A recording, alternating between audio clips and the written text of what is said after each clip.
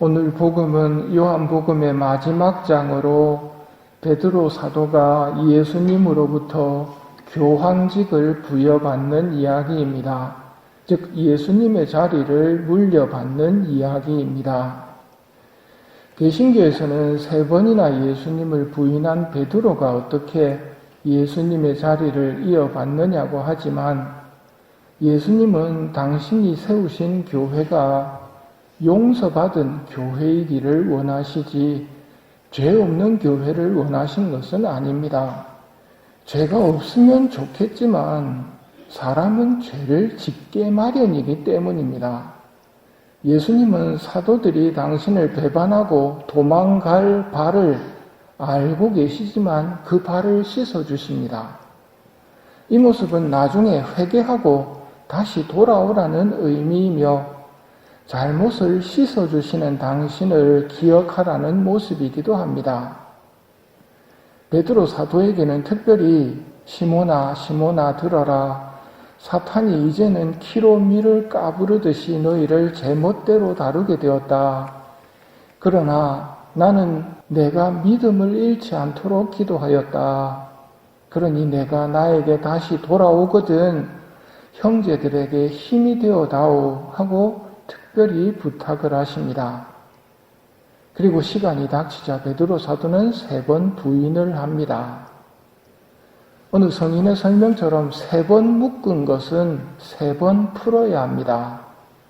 오늘 예수님께서 3번이나 나를 사랑하느냐 하고 물으시는 것은 3번 푸는 과정이며 베드로의 상처를 치유하시는 모습입니다. 예수님께서 원하시는 것은 사랑입니다. 간혹 예수님께서 우리에게 바리사이처럼 율법 준수를 요구하시는 것처럼 생각하는 사람이 있습니다. 아닙니다. 예수님은 우리에게서 사랑을 원하십니다. 그리고 우리의 처지를 아십니다. 주일 미사 참석해야 된다는 것 다 아시지요. 이건 율법이고 계명입니다만 미사에 참석할 수 없는 여건에 있는 사람이 있습니다. 독도 수비대 같은 경우 거기 성당도 신부님도 안 계시거든요. 어떻게 합니까? 죄 지었다고 하느님이 벌을 내리실까요? 아닙니다. 원하시는 것은 사랑입니다. 그곳에서 조선시대 우리 한국의 신앙의 선배님들처럼 공소회장이 돼서 스스로 기도 시간을 가지는 것, 그것으로 아버지는 기뻐하신다는 말입니다. 그게 사랑의 모습이거든요. 3번이나 넘어지기 전에 베드로 사도는 누구보다 큰 소리를 냈습니다. 자신이 있었습니다. 그런데 3번 넘어지면서 비로소 자신이 얼마나 약한지 알게 되었습니다. 그 실패를 통해서 베드로 사도는 변화되었음을 봅니다. 자신만만하던 모습보다 하느님이 원하시는 것은 겸손의 모습이었거든요. 오늘 예수님께서 3번이나 나를 사랑하느냐 하고 물으십니다. 넘어지기 전에 베드로였다면 뭐라고 했을까요? 큰 소리 치면서 내가 얘들보다는 더 사랑합니다. 누구보다 사랑합니다. 나 죽으면 죽었지 사랑합니다. 이게 과거의 베드로 사도의 모습이었다면 3번의 넘어짐과 용서를 통해서 변화된 베드로 사도는 제가 주님을 사랑하는 줄을 주님께서 아십니다 하고 이야기합니다. 자기를 믿는 게 아니고 당신이 아십니다. 이렇게 변화되어야 하고 베드로 교황님은 그걸 보여줍니다. 주님께서는 모든 것을 아십니다. 제가 주님을 사랑하는 줄을 주님께서 알고 계십니다. 그러자 예수님께서 내 어린 양들을 돌보아라. 승천을 앞두신 착한 목자께서 당신의 자리를 베드로에게 물려주시는 장면입니다. 내 양들을 돌보아라.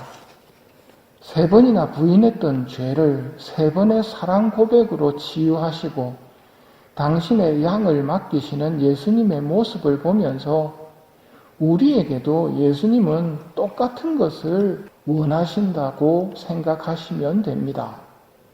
여러분의 고해성사에서도 예수님은 물으실 겁니다. 너는 이들이 나를 사랑하는 것보다 더 나를 사랑하느냐? 나를 사랑하느냐? 죄를 지은 우리에게 물으시는 것은 너는 나를 사랑하느냐입니다. 이것은 일상생활 속에서도 예수님이 물으시는 물음입니다. 성당에 미사 드리러 집에서 나오실 때 여러분은 사랑으로 나오셨습니까? 묵주기도를 바칠 때 사랑으로 바치셨습니까? 모든 행동들을 하느님에 대한 사랑으로 하는 것, 그게 하느님이 원하시는 것이고, 그러기에 우리에게 주신 가장 크고 첫째 가는 계명이 마음을 다해서, 목숨을 다해서, 생각을 다해서, 힘을 다해서 주님이신 너희 하느님을 사랑하는 것이라고 말씀하십니다. 나한테 그런 사랑이 없는데 어떡하지요? 걱정하신다면 오늘 추기를 맞으신 필립보 네리 성인을 바라보시면 좋겠습니다. 사랑이나 믿음이 저절로 생기지는 않습니다. 필립보 성인께서 신부님이 되셨을 때 나이가 40살입니다. 그런데 40살에 신부님이 되었다는 것은 사역이 있었다는 말이겠지요. 선행을 하고 자선사업을 하면서도 사제직에 선뜻 나서지 못했던 것은 자신의 믿음이 부족해서입니다. 믿음이 부족하면 어떻게 하면 됩니까? 사랑이 부족하면 어떻게 하면 됩니까? 청하셔야 됩니다. 필립보 네리 성인께서는 12년 동안 청하셨다고 합니다. 12년 동안 매일 까따꼼바에 가셔서 그리고 원형극장에 가셔서 기도하셨습니다. 까따꼼바가 어디입니까? 지하무덤인데 박해시대 때 지하무덤 공동묘지에 로마 군인들이 체포하러 오기를 꺼려했거든요. 거기서 주로 신앙생활을 하셨습니다. 박해시대에. 원형극장은 사자밥이 되는 곳이지요.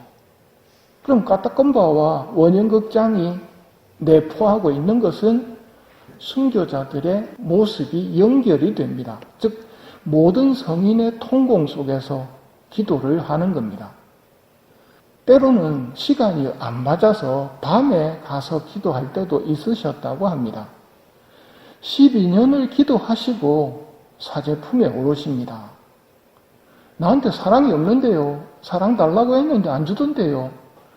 굉장히 교만하고 건방진 모습입니다. 주실 때까지 청해야 합니다. 마귀 들린 아들을 데리고 온 아버지 이야기에서 예수님께서 할 수만 있다면이 무슨 말이냐? 믿는 사람에게는 안 되는 일이 없다. 믿는 사람에게는 안 되는 일이 없지만 나는 믿음이 없는데 그럼 어떡합니까? 저는 믿습니다. 그러나 제 믿음이 부족하다면 도와주십시오. 저는 당신을 사랑합니다. 그러나 제 사랑이 부족하다면 도와주십시오 하고 청하셔야 한다는 말입니다.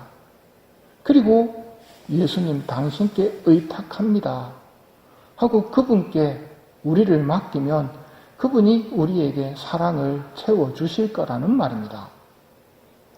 오늘 예수님께서 3번이나 나를 사랑하느냐 하고 물으십니다.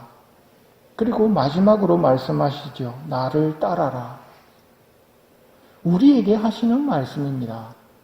예수님을 따르는 우리지만 마지못해 따르거나 억지로 따르거나 위선적으로 따라서는 안 되고 사랑으로 따라야 한다는 말씀입니다. 사랑이 없는데요, 청하셔야 된다는 말입니다. 특히 성령 강림을 앞둔 지금 성령님의 도움을 청하면서 사랑을 청하면서 신앙생활을 해야 합니다. 오소서 성령님, 저희 안에 사랑의 불을 놓으소서라는 기도를 자주 그리고 많이 바치도록 합시다.